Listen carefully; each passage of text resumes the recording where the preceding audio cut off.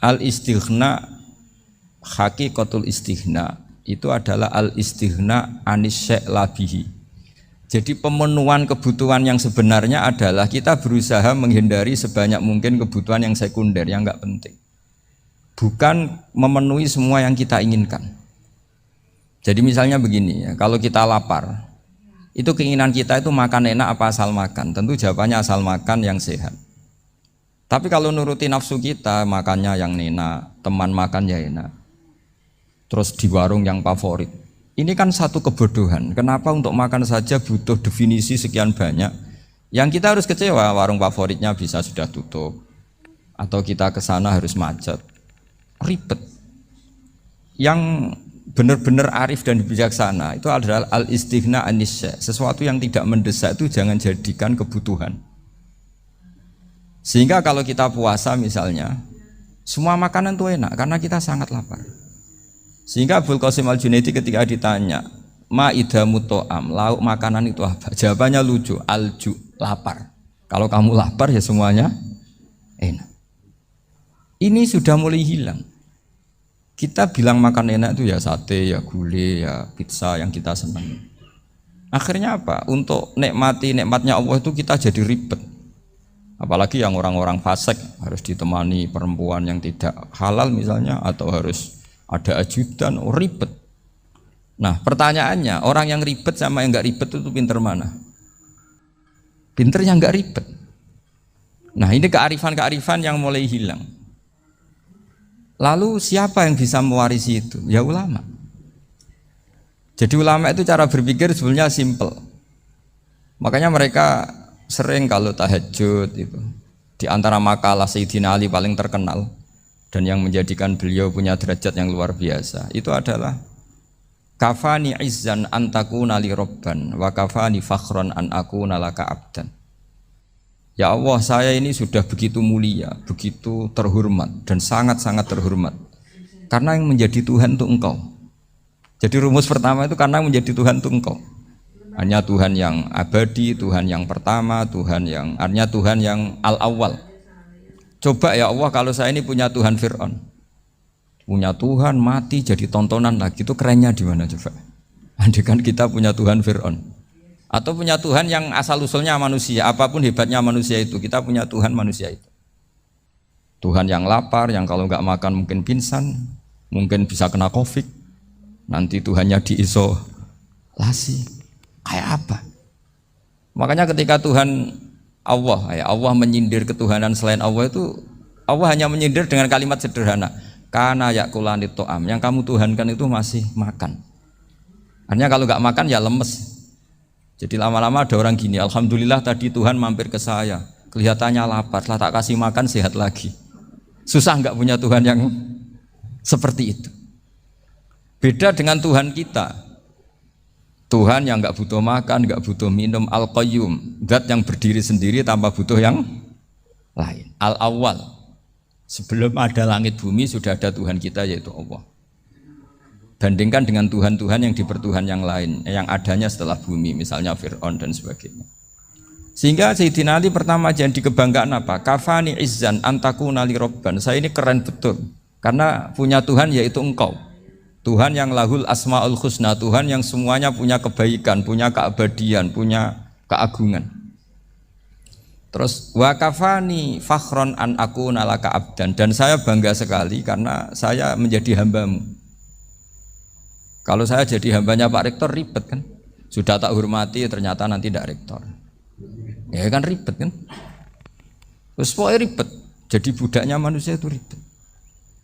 Makanya ada seorang wali datang ke temannya yang jadi presiden atau jadi raja. Datang ke situ karena tidak punya uang, mau minta uang karena temannya raja. Setelah sampai sana ternyata temannya ini karena orang soleh pas berdoa, ya Allah saya minta ini, minta ini, minta ini. Terus si wali tadi pulang. Kenapa kamu pulang? Ternyata dia sama, masih minta-minta kayak saya.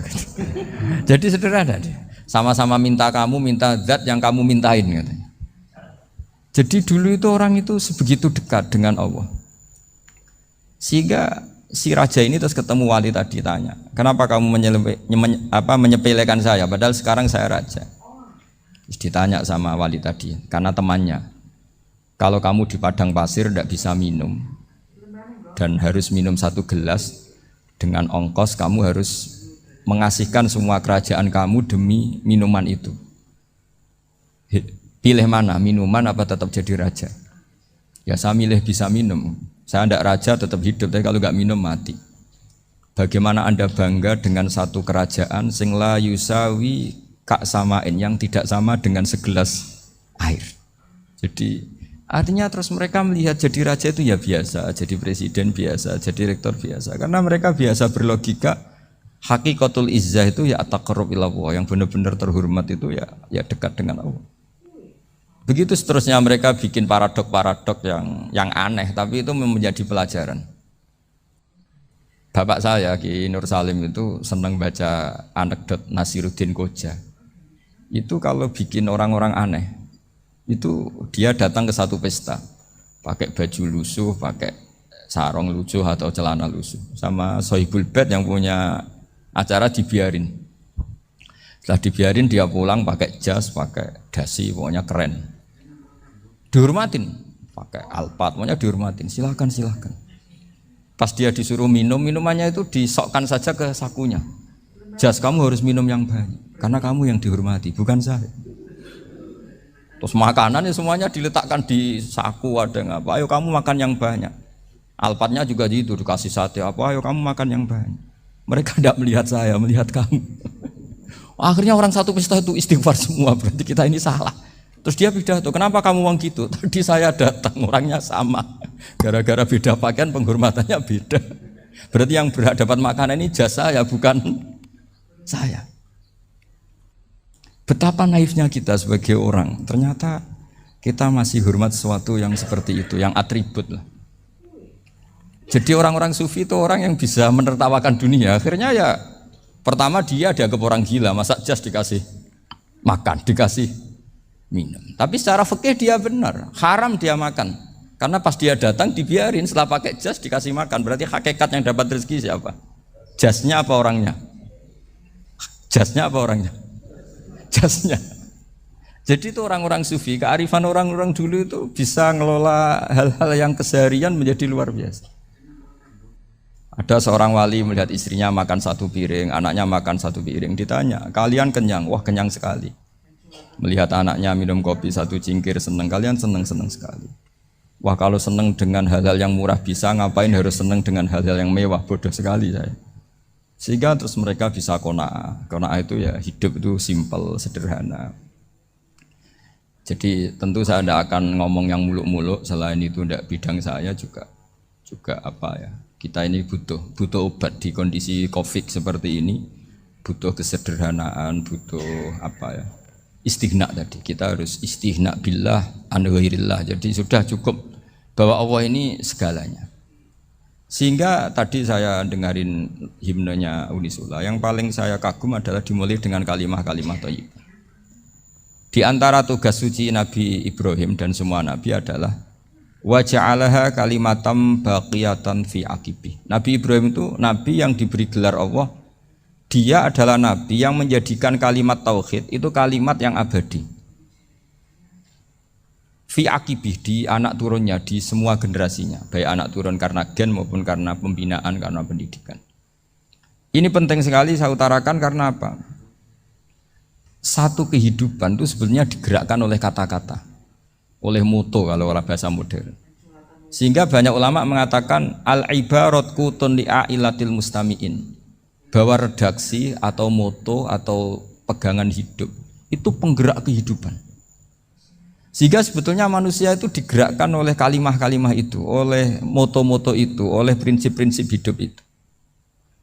Misalnya orang Palestina itu tiap hari ke pasar gitu. Mereka ke laut gitu. Ditanya, kenapa tidak takut tembak Israel? Jawabannya lucu. Kena tembak ya mati, enggak makan ya mati. Enggak kerja ya mati. Ya sudah, sama-sama mati ya mendingan aktivitas normal. Tapi saya tidak menyarankan itu untuk melawan Covid. Ini cerita saja. Kamu jangan provokator itu. Karena ini wilayah sensitif. Jadi banyak orang yang poligami, kalau ditanya alasannya gitu, istri 1 ya cerewet, 2 ya cerewet, mendingan 4.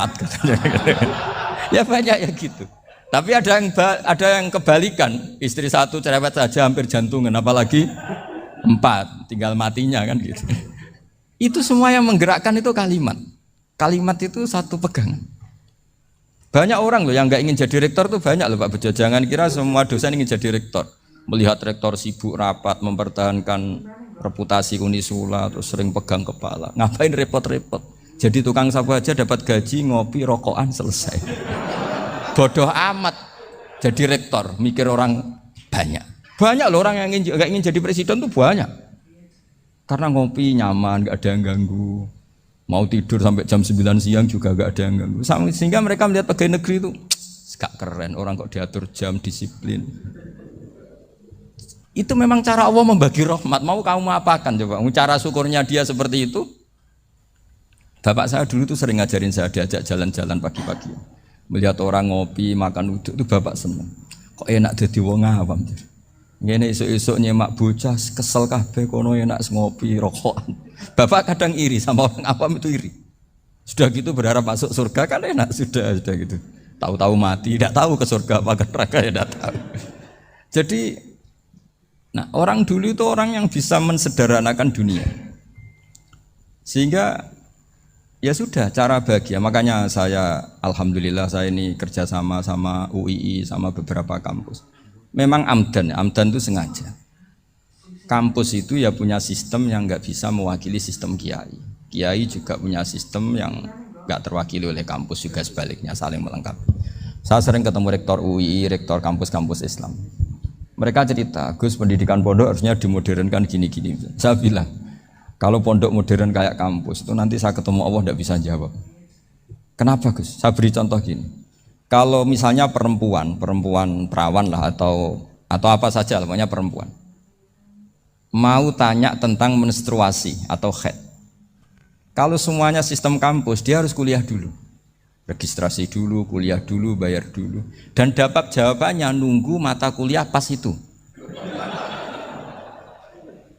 Bandingkan kalau sistem pondok, saya tuh sering ke pasar sama anak saya dicegat sama ibu-ibu, Gus, anak saya ngalami gini-gini, keluar darah terus menerus, nggak 6 hari tapi 1 bulan penuh. Itu hukumnya apa Gus ya? Nanti saya mau sowan ke jenengan. Nggak usah sowan di sini aja.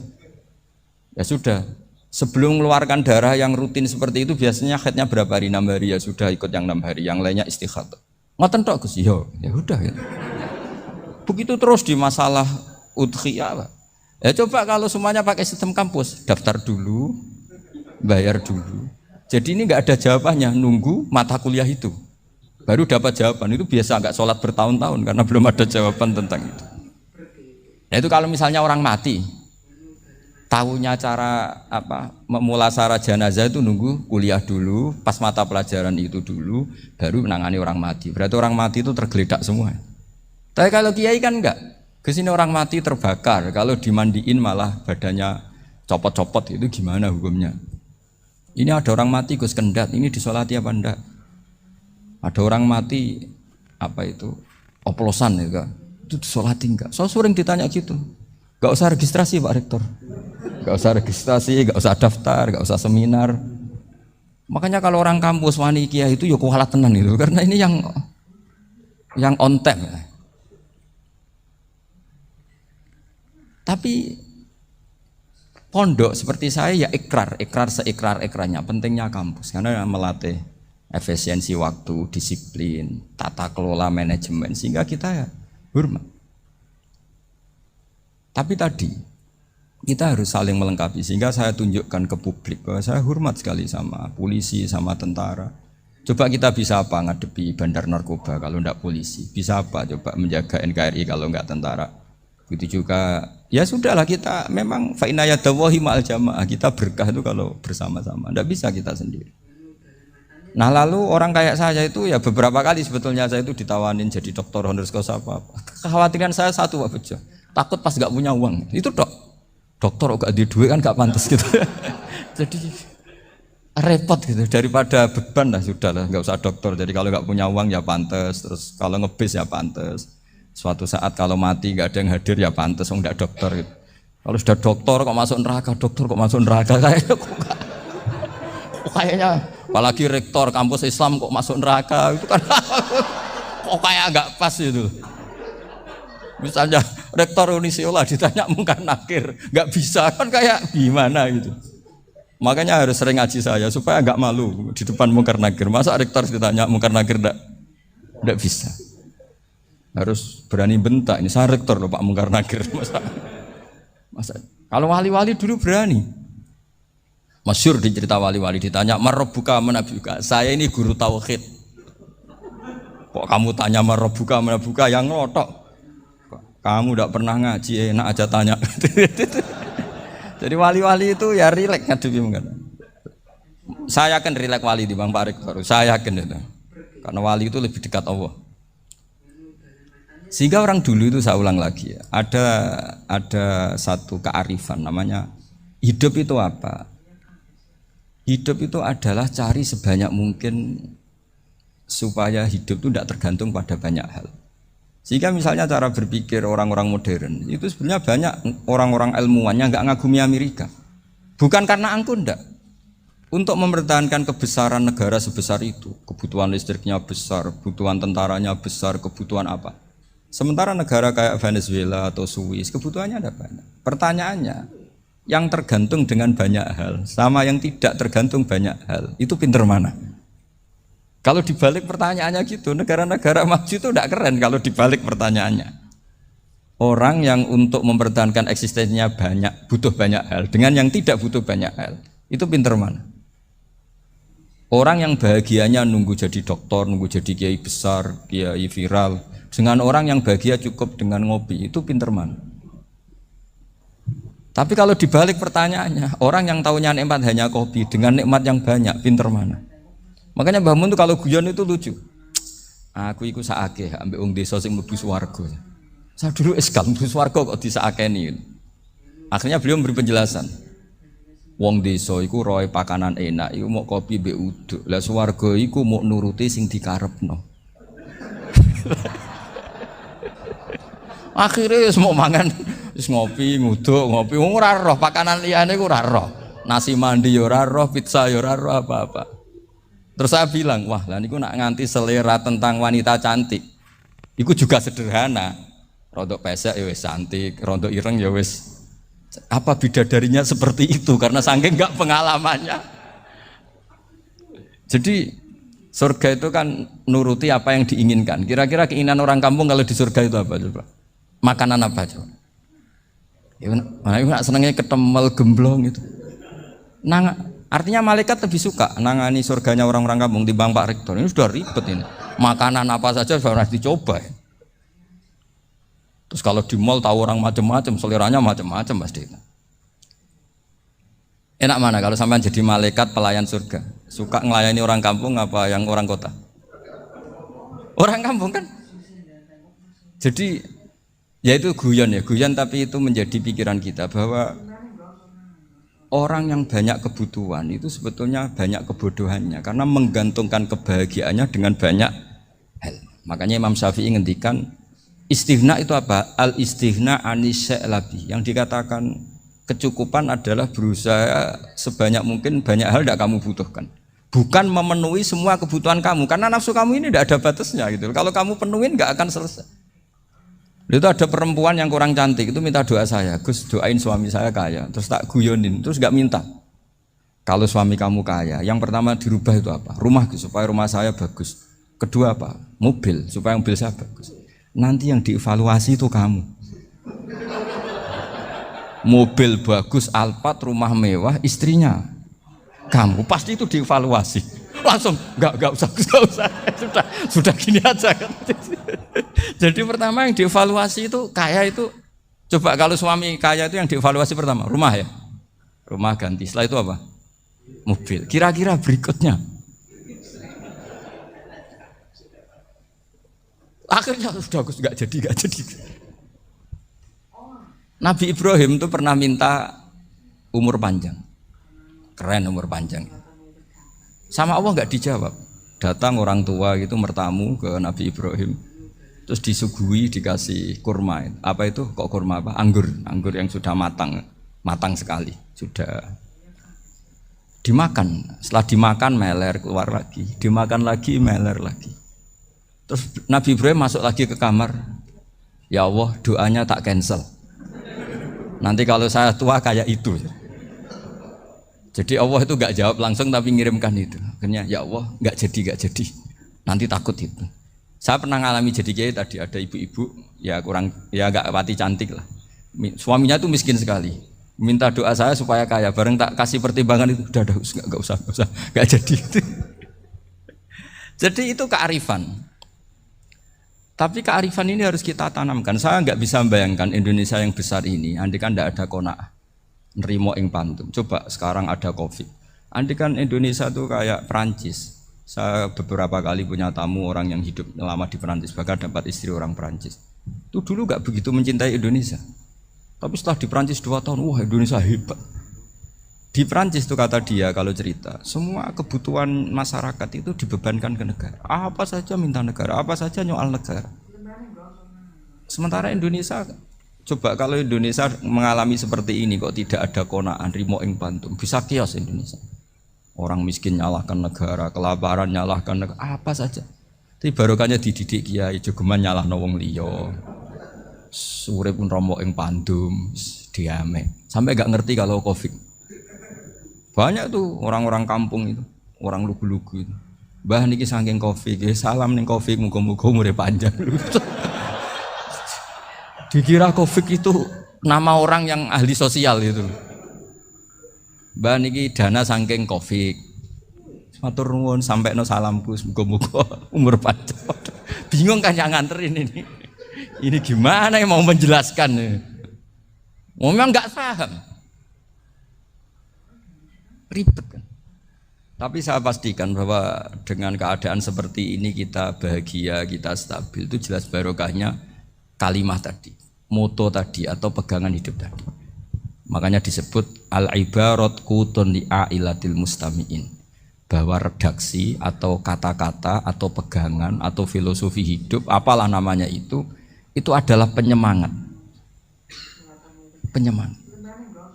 Karena kata-kata ini memang luar biasa. Ketika sahabat perang demi kebenaran, zaman itu ya pasti benar karena yang dibela Nabi. Dulu itu kan enak zaman Nabi, yang dibela mesti benarnya, musuhnya mesti salahnya. Sehingga dulu itu memang harus tegas. Kalau sekarang mau tegas gimana? Yang kamu bela tidak mesti benar, musuhnya tidak mesti salah. Ribet kan kalau misalnya saya tukaran sama Pak Rektor, kamu mau bela mana kan bingung.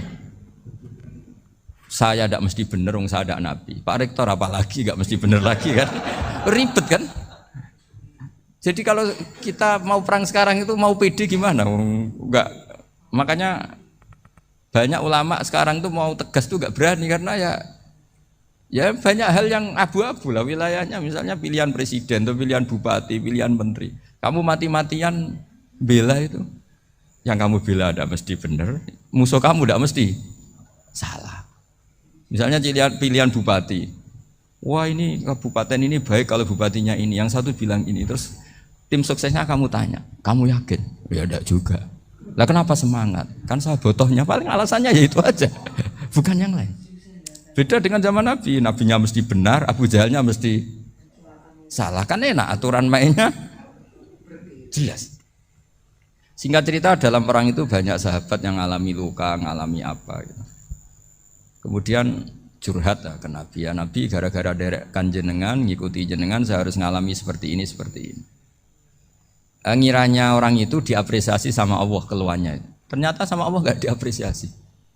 Malah diturunkan ayat intakunu ta'lamuna fa innahum ya'lamuna kama ta'lamun wa tarjuna minallah ma'ala yarjun. Kalau kamu sakit karena perang, orang-orang kafir itu ya sakit. Itu saja berani padahal demi kekafiran.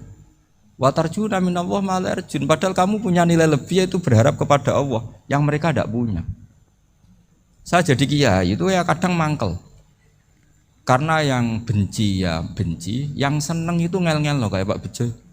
Jadi semuanya ribet. Lah iya, yang benci ya ganggu, yang seneng ya ganggu, tambah nemen. Seribet. Tapi kalau sudah ingat bandar narkoba, mereka berhadapan dengan polisi, kadang ditembak karena kesalahannya terlalu fatal. Antar persaingan mereka juga bisa tembak-tembakan karena merebut pasar narkoba. Itu saja mereka berani.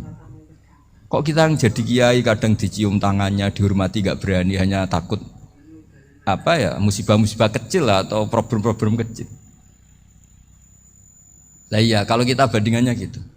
Kalau kamu mau tahajud kedinginan, itu masih nanti dihisab Allah itu gitu. Maling ayam itu keluar malam-malam, hanya dapat ayam. Itu gak takut dingin. Ya gak takut digebuki masa. Kamu mau tahajud saja takut dingin. Makanya nanti hisabnya orang soleh itu nanti dijajarkan orang dolim. Terus diperbandingkan. Wah itu habis kamu kalau itu.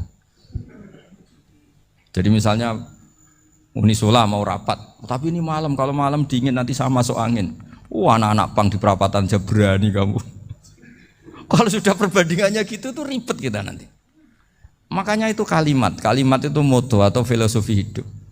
Sehingga diulang lagi nasihat itu. Iyam saskum korhun fakodu masal koma korhum mislu. Kalau kamu kena luka, orang-orang yang nggak benar juga akan kena luka. Itu aja berani demi ketidakbenaran. Masa kamu demi kebenaran nggak berani?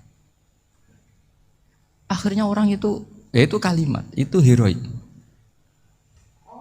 Makanya kita ini penting ya. Makanya tadi himne Unisula dimulai kalimat thayyibah. Karena kalimat ini yang menjaga kita kalimat ini. Misalnya tentang Tuhan. Kenapa orang Islam imannya kokoh seperti ini, termasuk yang sudah hidup di Amerika, di Australia, di mana-mana.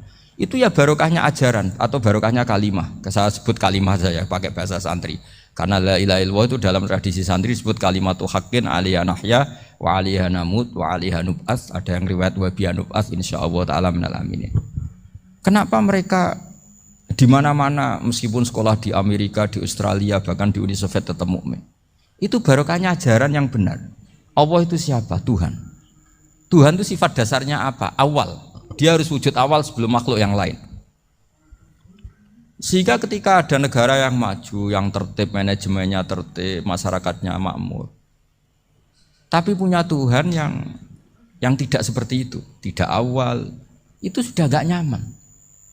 Karena ndaklah keren Tuhan saya, karena Tuhan saya itu al-awwal, zat yang pertama. Tuhan saya keren lah, zat yang gak mati. Tuhan yang gak mati, yang gak pernah mengalami kematian. Sehingga tontonan atau yang dilihat kenikmatan-kenikmatan yang lain ini tidak mengubah dia pendirian tentang Tuhan. Karena mantapnya satu kalimat tadi, bahwa Tuhan itu ya harus satu, harus awal, harus tidak mati, tidak rusak, tidak mengalami apa-apa yang membahayakan. Sehingga ketika ditawarin Tuhan yang lain, meskipun menjanjikan secara finansial atau kemakmuran, mereka gak tertarik. Itu coba, itu barokahnya makmur apa barokahnya ajaran? Barokahnya ajaran. Sering negara Islam itu kalah makmur dengan mereka, tapi barokahnya ajaran ini tetap apa? Tetap Islam. Makanya Nabi Ibrahim, Nabi yang sukses bikin wa ja'alaha kalimatam baqiyatan fi aqibi. Sehingga kita ini bekti sama orang tua misalnya, itu ya karena ajaran. Suwargamu itu karek wong tuamu. Nak wong tuamu ridho, Allah ridho. Nak ora ridho, Allah ora ridho. Ridho wa fi ridhol walidain wa sakhatu wa sukhtu wa fi sakhatil. Sehingga ketika ada orang tua yang agak brengsek gitu, anak-anak tetap hormat. Punya orang tua yang miskin, yang sudah miskin, tukang tombok nomor, banyak kan di kampung gitu. Ya tetap hormat. Coba kalau dari awal kita ngajari orang tua kamu hormati ya, kalau baik, kalau tidak usah. Bisa geger Indonesia. Tapi barokahnya ajaran-ajaran itu Indonesia tertib karena ada ajaran. Nah ini di sini pesantren dan Unisula semua harus berkontribusi membuat ajaran yang benar itu adalah ciri utama Islam. Sehingga Islam ini dimulai dengan ajaran kalimatu haqqin alaiha nahya wa alaiha namut. Sehingga kita tenang seperti ini. Saya ini termasuk kiai yang tenang. Meskipun kata orang banyak saya ini kiai besar, tapi termasuk kiai yang paling tenang. Termasuk yang paling tenang. Karena saya ini pakai mazhab orang-orang hebat. Saya berkali-kali cerita, orang kayak Imam Syafi'i itu orang yang luar biasa. Saya berkali-kali cerita, orang yang tadi nyium tangan kamu ya Imam Syafi'i, di belakang tuh ngerasani kamu, menghujat kamu. Jawabannya enak saja. Berarti saya alhamdulillah orang yang wibawa. Buktinya di depan saya nggak berani. Jadi enteng saja. Diceritain sebagian kampung, sebagian separuh dari warga kamu itu nggak suka kamu. Ya bagus lah nggak suka saya, nggak akan utang duit saya. Di mana-mana orang utang itu karena teman dekat. Kalau nggak seneng pasti minimal ndak utang, ndak pinjem mobil, nggak pinjem apa. Berkah mana yang seneng sama yang gede? Jadi dianggap enteng saja. Semua yang dialamin dianggap enteng saja. Misalnya punya istri pemarah, ya baguslah marahin suami. Kalau marahi tonggo malah ribet. Jadi kamu harus terima kasih kalau dimarahin istri. Baguslah marahin saya mah, kalau marahi tonggo ribet. Jadi enteng saja. Tapi kita sekarang itu karena nafsu ya, sehingga menghadapi hidup ini ribet. Ulama dulu kalau mau mati itu senengnya bukan main. Sudah lama saya ini ingin gak maksiat. Kayaknya gak maksiat paling efektif itu mati. Ya tidak apa-apa Gusti, kalau sebaiknya mati ya mati aja. Enteng saja. Jadi melihat kematian itu akhir dari segala keburukan atau potensi keburukan. Apapun baik kita sekarang, suatu saat mungkin kita gak baik. Yang bisa menghentikan ketidakbaikan atau potensi ketidakbaikan itu apa coba? Mati kan? Berarti mati itu mengerikan apa menyenangkan? Mesti kamu tidak berani menjawab.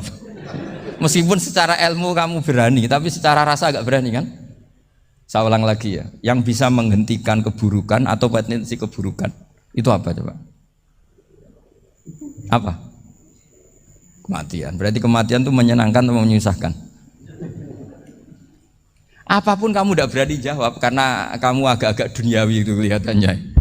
Tapi secara ilmu, kamu tahu kan kalau mati itu tidak buruk-buruk banget. Karena apa? Itu akhir dari segala keburukan. Sehingga Nabi ngajarkan kalimat itu begitu luar biasa. Allahumma ahyini makanatil hayatu khairan li wa tawaffani makanatil wafatu khairan li. Nabi melihat dunia itu begitu indah. Ya Allah, kalau saya ini hidup, anggap saja hidup ini ziyadatan li fi kulli khairin, menjadi modal saya menambah segala kebaikan.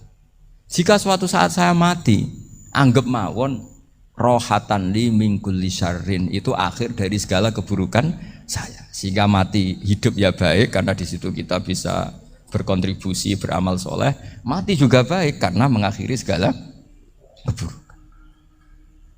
Nabi nate ngendikan lagi, ajaban li amril mu'mini inna amrahu kullahu khair. Orang mukmin itu mengagumkan, semuanya baik. In asobathu na'ma syakara fakana khairan lah. Kalau baru dapat nikmat, dia syukur, maka itu baik. Wa in asobatu dharra sabara. Kalau dapat masalah mereka sabar, itu juga baik. Sehingga orang mukmin dua sisinya pasti baik. Itu juga kalimat, maksudnya moto atau pegangan hidup. Nah berikut ini saya beri contoh, ini kenangan saya, ini contoh terakhir. Masalah jadi orang terkenal maupun tidak. Di sini dicontohkan Imam Ghazali di halaman 367 di kitab saya 367, juznya 3 di kitab Ihya Ulumuddin. Di sini beliau cerita betapa untuk menjaga ikhlas sebaiknya orang itu tidak terkenal, tidak syuhrah, tidak terkenal. Oke, itu kita sepakat ya, karena kalau terkenal mungkin orang dipaksa publik dengan tanda kutip untuk selalu berbuat baik, tapi karena jaim lah, jaga image atau apa. Tapi ketika dibalik pertanyaannya, kamu rela yang terkenal itu orang nggak benar, sementara yang orang benar itu nggak terkenal. Lalu masyarakat taunya yang tidak benar. Kalau pertanyaannya dibalik gitu, orang baik wajib terkenal enggak? Kalau pertanyaannya dibalik seperti itu, dokter yang benar tidak terkenal, yang malpraktek terkenal. Kamu ingin kondisi seperti itu? Gak ingin kan? Kampus yang bagus gak terkenal, kampus yang bagus gak terkenal, yang gak bagus. Nah, artinya apa? Gara-gara olah kata, olah pikiran, ini logika jadi rubah. Lagi-lagi apa? Jawaban itu ada di kata-kata sebetulnya. Makanya bab-bab seperti ini tidak usahlah kita berdebat, berpolemik. Sebaiknya orang itu humul, menutup diri, apa sebaiknya orang terkenal, itu nggak perlu seperti itu. Sudah terserah Tuhan saja. Makanya saya mulai dulu ngaji sampai sekarang itu ya tidak punya punya ikon tertentu atau punya website tertentu, enggak. Sudah terserah pangeran. Sudah. Saya juga tidak sok suci materialistik atau enggak, ya tidak mikir saya. Bukan apa-apa ya, karena saya ini kiai, jadi biasa urusannya sama Allah, tidak sama makhluk. Jadi pusing kalau sama sarah-sarahnya makhluk itu pusing. Meskipun rektor kalau nasihati saya pasti tidak saya terima, itu tetap makhluk, itu sudah tidak ngefek kalau saya itu sudah ada itu. Bukan karena saya sombong, ya memang makhluk betul gitu, bukan. Cuma nasibnya bejo aja, tapi makhluk tetap makhluk. saya beri contoh ya. Ini makalah yang ditulis Imam Ghazali. Ya, i'lam aslahakallah anna aslal jah wa intisarus sayyid atau sayyidi wal istihar. Wa huwa mazmum itu. Balil mahmudu al khumulu illa man saharahu wa ta'ala linasri dini min ghairi takallufi talabi syuhrati minhu. Jadi kalau kamu ingin ibadah kamu selamat ya kamu jangan terkenal. Tapi resikonya adalah kalau kebaikan itu tidak terkenal maka agak dikenali. Kalau enggak dikenali berarti masyarakat hanya punya percontohan yang tidak baik karena yang baik tidak terkenal. Jadi itulah ulama-ulama dulu. Jadi apa-apa itu dibanding-bandingkan.